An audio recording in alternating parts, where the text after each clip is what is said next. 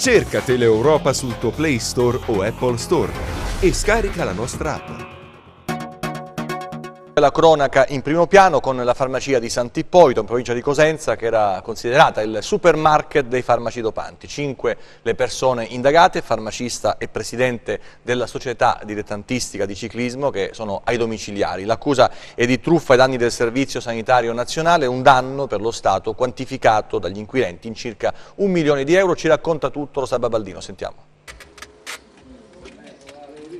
Eccola la farmacia di Sant'Ippolito in provincia di Cosenza, a cui stamattina i carabinieri hanno posto i sigilli. Il provvedimento di sequestro eseguito nell'ambito dell'inchiesta che vede coinvolte 5 persone, tra cui il presidente di una squadra di ciclismo dilettantistico e il titolare della farmacia, per i quali sono stati disposti gli arresti domiciliari. Le indagini, come sottolineato nella conferenza stampa in procura, sono partite non da una denuncia, ma dalle verifiche statistiche dei NAS e della Guardia di Finanza sulle prestazioni del Servizio Sanitario Nazionale.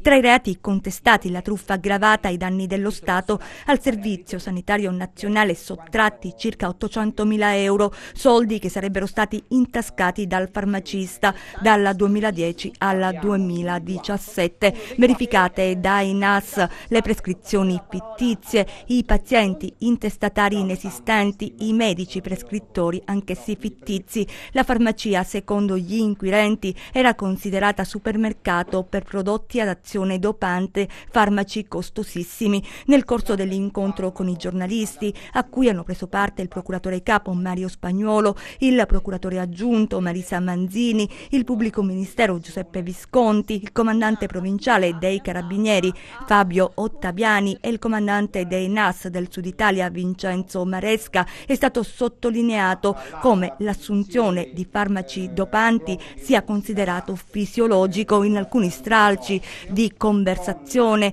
sarebbero emerse affermazioni del tipo: il ciclista che non si fa la puntura non può fare il ciclista. Il farmacista, finito oggi ai domiciliari, era stato inquisito e rinviato a giudizio in passato per lo stesso reato, vicenda che si era conclusa con la prescrizione.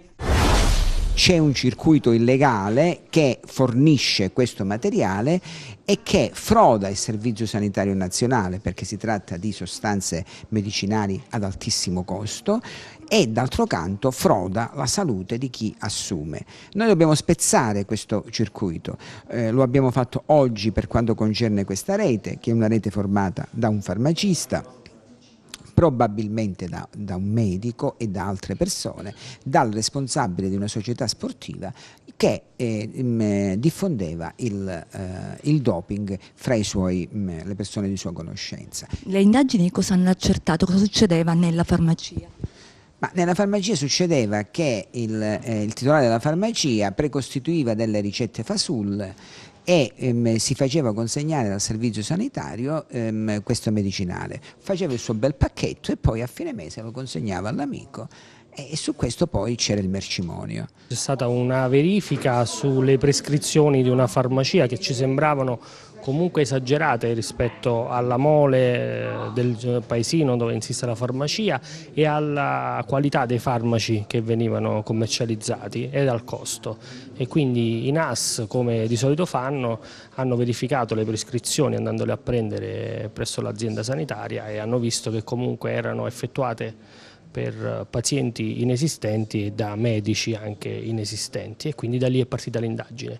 Diciamo che il medicinale era costosissimo, quindi costava più di 1.200 euro, che veniva tutto caricato a carico del Servizio Sanitario Nazionale e in più venduto in nero agli atleti, e quindi c'era un doppio guadagno da parte del farmacista e una perdita enorme per la collettività. È venuto fuori anche attraverso, credo, intercettazioni delle indagini e delle frasi shock tra gli atleti, no? Quindi il doping considerato normalità? Sì, ci sono state delle indagini tecniche e appunto, come ha detto anche il procuratore in conferenza stampa, sembrava che per questa associazione di ciclisti non si poteva fare altro che doparsi per stare a pari degli altri.